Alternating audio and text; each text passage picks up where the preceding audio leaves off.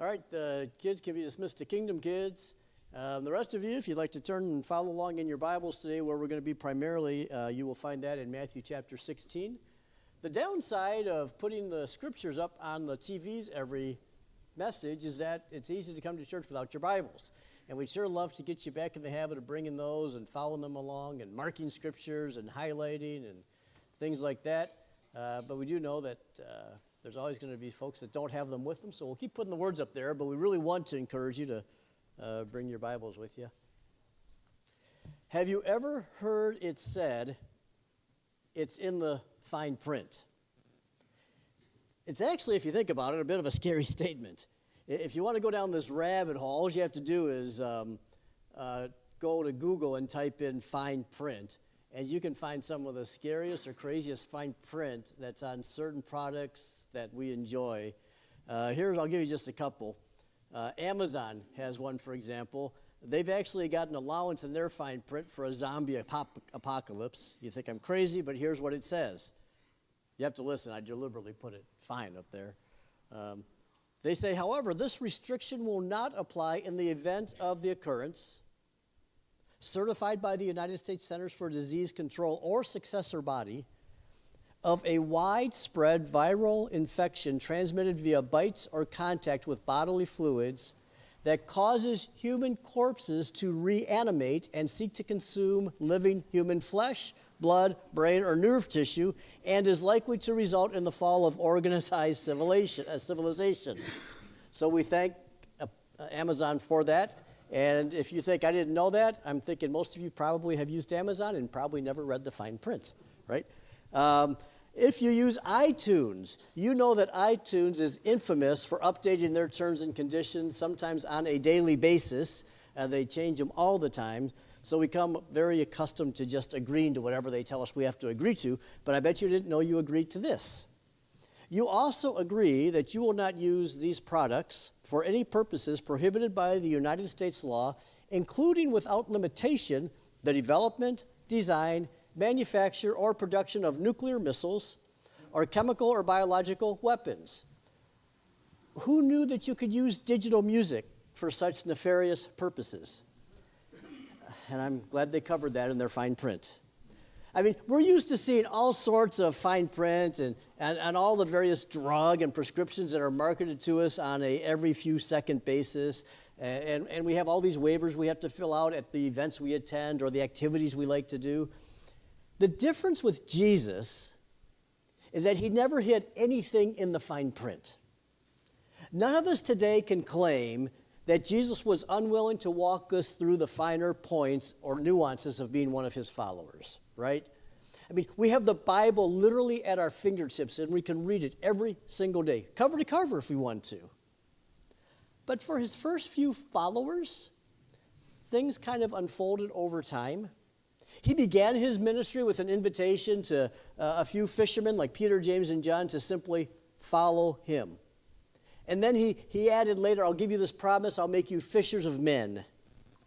And then over the days and weeks and months to come, eventually the years that rolled by, Jesus began to refine exactly what that entailed and would be required from them until one day it became just really clear. He kind of hit it head on when he says this in Matthew 16, verse 21. From then on, Jesus began to tell his disciples plainly that it was necessary for him to go to Jerusalem and that he would suffer many terrible things at the hands of the elders, the leading priests, and the teachers of the religious law. He would be killed, but on the third day he would be raised from the dead. Now, this was not the first time Jesus pointed to or alluded toward his crucifixion. It's not the first time he talked about where things were heading, but this was the most specific and precise way he's ever given to them up to this point. This created an enormous amount of confliction in the hearts and minds of his disciples. They had come to believe that Jesus was, in fact, the Messiah. Peter, if you go back just a few verses, he had just recently declared that very truth. Jesus, we know who you are. We know you're from God. We know you're the Messiah. But the reality was that there would be a Messiah that was going to be a conquering king. not a suffering servant. This is not what they had imagined. They thought they were going to go into Jerusalem on war stallions, but in reality, it wouldn't be long before Jesus would ride humbly into Jerusalem on a donkey. They thought they would go into towns and dominate their enemies. They thought Jesus would literally be on the human throne. Instead, Jesus was going to die for their enemies and would hang on a cross. To say this was disorienting to them would be an understatement. And that explains why Peter had such a dramatic reaction to what Jesus said. I want you to see how Peter replied. Peter took him aside and began to reprimand him for saying such things. "Heaven forbid, Lord," he said, "this will never happen to you." Now, generally speaking, I would say that reprimanding Jesus is a bad idea. Grabbing the creator of the universe by the collars and putting his finger in your chest and telling him what he's doing wrong isn't probably the wisest decision. And it's clear at this point that Peter is full of this deadly sin called pride. In his mind, Peter has things worked out the way he wants them to be worked out, and Jesus needs a course correction. Peter also thinks he's the man for the job. Now, in all fairness, it's easy for us years later to look back and point our fingers at Peter. But we probably should be honest and realize that you and I have both done the same things. I mean, I know I have. I can honestly tell you there have been times when I wasn't all too interested in getting on Jesus' page or following along with his plan. There have been times when I was more interested in Jesus getting his mind and will with in accordance with my plan and him getting on my page. Right? There's been times I've told him so. Think about the way we pray sometimes. Now, in one sense, I love this relational equality that Peter had with Jesus. He had built up this relationship with him where he could just be real and raw and authentic in his conversations with him. But on the other hand, if you're going to play stupid games, you have to be ready for stupid prizes, because that's kind of what Peter received. I want you to see how Peter was responded to by Jesus. Verse 23. Jesus turned to Peter and said, "Get away from me, Satan. You are a dangerous trap to me. You are seeing things merely from a human point of view, not from God's." That's the verbal equivalent of a devastating left hook, right? I mean, Peter thought he was putting Jesus in his place, and the script very quickly turned over and changed very quickly.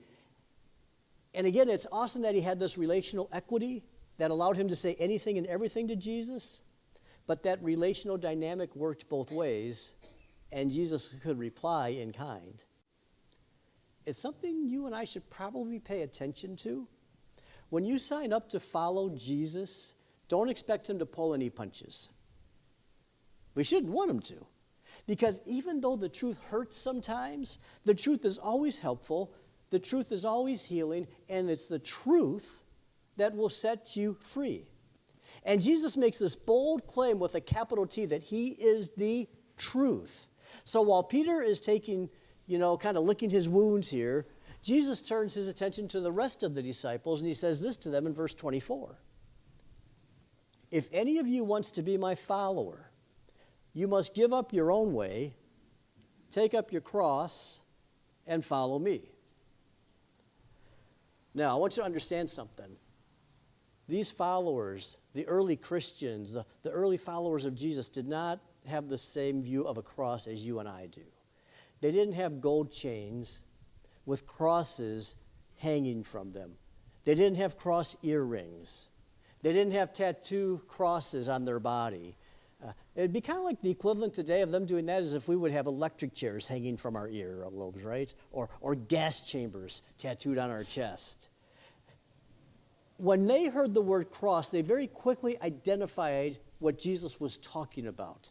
A cross was a brutal instrument of torture and death. In fact, it was the most feared method of death you could imagine. It was developed. It was created to be the most painful way a person could be put to death. It was literally the most unimaginable suffering and pain that could be delivered to someone. So anyone listening to Jesus at this point in time literally would have seen someone at some point in their life crucified. They had witnessed the Roman Empire treating the Jewish people very poorly over a long period of years by now. Anyone who dared rebel against the Roman government could be crucified. Sometimes the streets were literally lined with hundreds of people, men and women both, being crucified all at once. It was a stark message to everyone: you dare go against Rome, this is what will happen to you. So to Peter and to the rest of the disciples, this analogy that Jesus was using had to be absolutely stunning. They thought they were headed for comfort when Jesus all along was calling them toward a cross. And Jesus was saying to them, I'm going to go first. Now, the truth is this. You and I wake up every day of our lives and we have this tension between the same two things. We get up and we have to decide if we're going to gravitate toward a couch or a cross.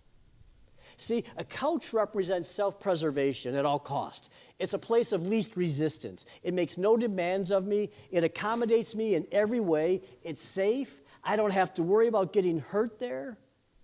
So let me ask you this. If we were to wake up every single morning and we just headed from our bed to the couch and we stayed there all day, every day, we ate there, we drank there, we just rested there, we watched TV there, we played our video games there, and we did that all day long, and then we just head back to our beds, what would the outcome of that be? Well, it would lead to very poor health, eventually physical death. But long before physical death would occur, everything else in our lives would die. Emotionally, mentally, spiritually, it would all just pass away.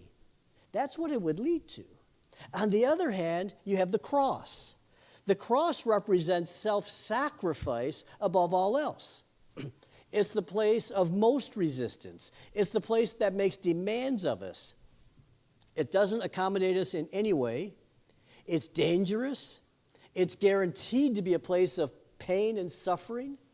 And Jesus is telling me and you and everyone else, that cross, pick it up daily. Carry it. How can that be? Let's play out the analogy.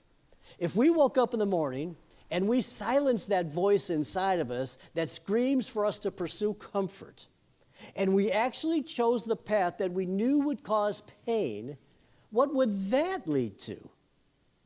We saw what the path of comfort would lead to, and that was death.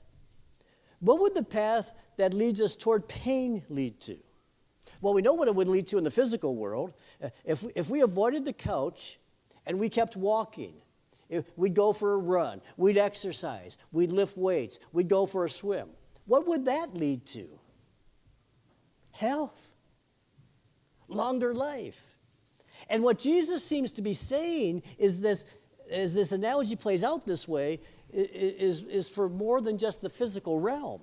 It applies to all areas of our life. That's why Jesus goes on to say in verse 25, if you try to hang on to your life, you will lose it. But if you give up your life for my sake, you will save it. The point's this. The spatter of death, burial, and resurrection is on every single page when you sign up to follow Jesus. And there's something in us that I think that resonates with. As counterintuitive as it sounds, we know deep within that Jesus is saying something that is fundamentally true on every level. As of this moment, we don't hand out awards for self-preservation. But on the flip side, what do? We honor and esteem persons of self-sacrifice. History records and monuments are set up and remind us of those who have been willing to lay down their lives on behalf of other people. In other words, they make statues of people doing things like this. Right? We don't make statues of people sitting on sofas, surrounded by pizza boxes and beer, playing video games. At least not yet. Pulitzer Prize winner and historian Rick Atkinson wrote this about the deaths of American soldiers. He said, the most critical lesson for every American is to understand, viscerally, that this vast host died one by one, to understand in your bones that they died for you. There's something about that word hero that rings true to us, even in a culture that wants to elevate the anti-hero narrative above everything else. I don't have many of them, but I consider one of my parental successes that both of my children like to watch Rocky, right?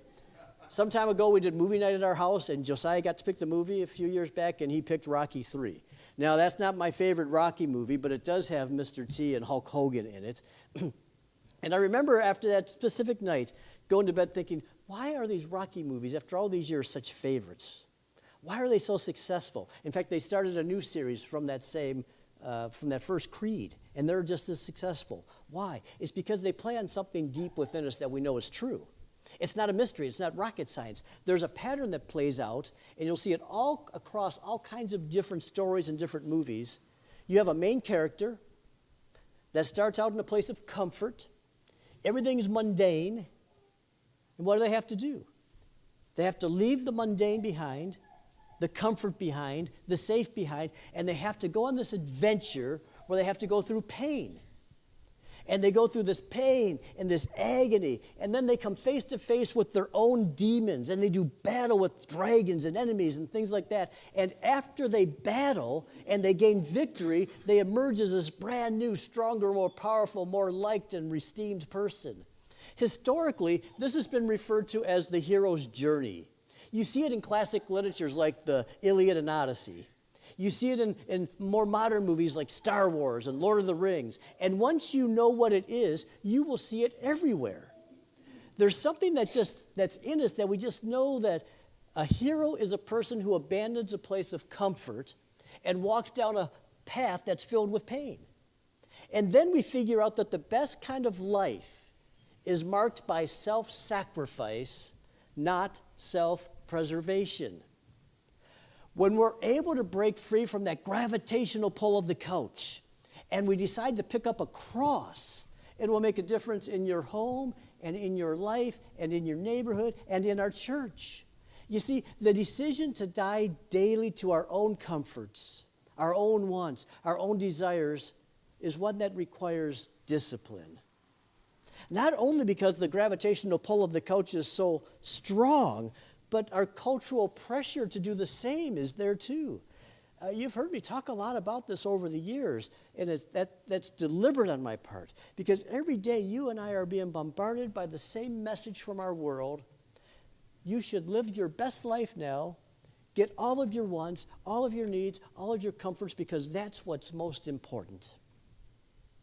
Which means, Christian, we have to choose disciplines in our life that will actively fight against our own self-centeredness and the cultural pressure to pursue our own wants and desires all the time. Let me tell you a great way to fight back. Have kids. Get married, create a family, adopt children, build a home, serve them every single day. My daughter was born when I was 47 years old, and one of the first confrontations I had in that experience was to come face to face with my own selfishness. There's nothing like having a child to reveal how devoted you are to yourself. The late night feedings, the lack of sleep, the constant attention they demand, combined with the interruption to your routine, is a serious confrontation with your own desires. It's exhausting, to say the least. But that doesn't tell the whole story of what it means to be a parent, right? Not even close, because something else happens too. Something so amazing that you could call it life-changing. So at 3 a.m., when you haven't slept for what feels like days, and you're willing to trade anything for just 2 hours of uninterrupted sleep, you also receive something you wouldn't trade for anything. And that's the deep sense of joy that comes from pouring out your life for another. Parents know what I'm talking about. The truth is there. There's more joy found in laying down your life for someone than there is in living your life for yourself. Yes, You can find short-term happiness in self-preservation, but it won't last. Kelsey Handler can write as many comedy sketches as she wants about being selfish and saying that's the good life, and she will be wrong. Andrew Tate can continue to market his counterfeit masculinity and what he calls freedom, and he'll still be a fool. Jesus was right when he said, if you try to hang on to your life, you will lose it. But if you give up your life for my sake, you will save it. One of Jesus' followers is a guy named Jim Elliot. He famously said this just before he was killed by the very people he was trying to share the gospel with. He said, he is no fool who gives what he cannot keep to gain what he cannot lose. And that's true. If Jesus is who he says he is, and will do everything he has promised to do, that changes the entire dynamic of how his followers should live their lives. If we really trust and respect him, then we won't take the perspective of the ancient philosophers and modern philosophers who claim that we should get all we can when we can because life is short and then we die. If Jesus really did conquer the grave, and I believe he did, that changes everything. Here's my question. The same Jesus who said, take up your cross and follow me, also said, come to me, all you who are weary and burdened, and I will give you rest. Take my yoke upon you and learn from me, for I'm gentle and humble in heart, and you will find rest for your souls. For my yoke is easy and my burden is light. Question. How can both of those things be true? Take up your cross and follow me? My yoke is easy, my burden is light. Let me ask you another question. Are there different kinds of tired? Like the kind of tired you get when you sit on the couch all day doing nothing? Netflix all day? Is that the same kind of tired as the people who get tired returning from a week of hard labor? What's the difference between those two types of tired? Everything. Everything. Let me tell you the type of tired that Jesus does not want you to be. Jesus does not want you to be tired and overwhelmed by trying to earn something that he's already earned on your behalf. Jesus is not interested in accumulating more role followers who think they somehow have to gain approval by checking all of the boxes and doing a long list of things. He came to do for us what we could never do for ourselves. He lived the only perfect life that's ever been lived, so you and I don't have to spend our lives pretending to do what Jesus has already done. Jesus doesn't want you to be crushed by the weight of your own sin. He doesn't want you burdened by your shame. He doesn't want your knees buckling under your guilt that he came expressly to remove. He doesn't want you to be that kind of tired. He wants you walking freely, covered in grace, covered in mercy. He wants rest for your tired and weary soul. But that doesn't mean he wants you to experience be free from any kind of tired experience.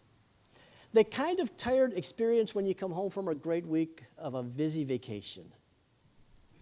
That's a great tired to feel. The kind of tired you experience after working an exhausting week of vacation Bible school is the type of tired he wants you to feel. It's the type of tired that comes from spending yourself on behalf of others. And this dynamic is something that's hard to explain for someone who has never felt it. It's something you have to try. You have to get up off the couch to experience it and to understand it. That's why the Apostle Paul could write something that seems so contradictory, like this. We are hard-pressed on every side, but not crushed. Perplexed, but not in despair. persecuted but not abandoned, struck down but not destroyed. We always carry around in our body the death of Jesus so that the life of Jesus may be revealed in our body. For we who are alive are always being given over to death for Jesus' sake, so that his life may be revealed in our mortal body. Somehow in the middle of this painful path of suffering, somehow in picking up a cross, Paul and the crew traveling with him experienced life in the very space of death. That's why he could go on to say, therefore, we do not lose heart. Though outwardly we're wasting away, yet inwardly we're being renewed day by day. For our light and momentary troubles are achieving for us an eternal glory that by far outweighs them all. So we fix our eyes on Jesus. So we fix our eyes not on what is seen, but what is unseen. Since what is seen is temporary, but what is unseen is eternal. The gravitational pull of comfort is so very strong. All of the cultural currents are pulling us that direction. But listen to me, that is not where life is found. Life is found in picking up a cross. We sing a song here sometimes called The Wonderful Cross. I love the whole song, but I really love these words. Oh, the wonderful cross, bids me come to die and find that I might truly live. Jesus carried a cross. It was heavy, it hurt, and it helped other people. It brought healing. And somehow this instrument of death was used to bring life. Somehow something so awful, so brutal, so terrible was used to bring forgiveness and grace and mercy. That's what Jesus did. That's what he accomplished when he went first. He established this pattern of death and burial and resurrection. And now he calls you and me to die daily and to pick up our cross and aim our lives at something that helps others heal. And he says that's where life is found. Our culture says, serve yourself, sit on the couch, follow your heart. Jesus says, deny yourself, take up your cross, and follow me. I believe that our culture is a culture of death. This culture around us. And Jesus is the author of life. And that means every day I'm going to be confronted with this question. Who am I going to follow? Who am I going to believe? Who am I going to trust? And I don't always get it right. I find myself sometimes looking out for myself and pursuing my comfort and my wants and my needs at the expense of others even. And it's in those moments that I'm so thankful for his patience with me and his grace and his mercy that's just always available to me. But what I'm trying to describe for you this morning is something that I just am telling you have to experience it by faith. It probably doesn't sound great in the words of a sermon. I struggle with how to put this on into words this week. But life is awesome with Jesus Christ. It's real. I'm telling you the truth, and I'm giving you some great biblical advice, but you have to experience it before you can understand it. You can come to me afterward and say, hey, Randy, what's your journey with Jesus been like for you?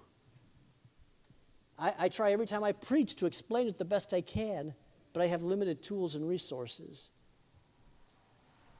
My life has been changed since I was buried in a watery grave. But if you really, really want to know what my experience with Jesus has been, you need to jump into a relationship with him yourself.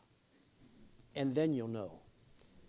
Because this gift he brings and that he offers is available to every one of us, and it is something that's truly amazing. The new birth into Jesus Christ is truly a miracle. The fact that you can be born and that you can live by taking up a cross is something this world doesn't understand. It's a miracle only God can give, and for that I'm grateful.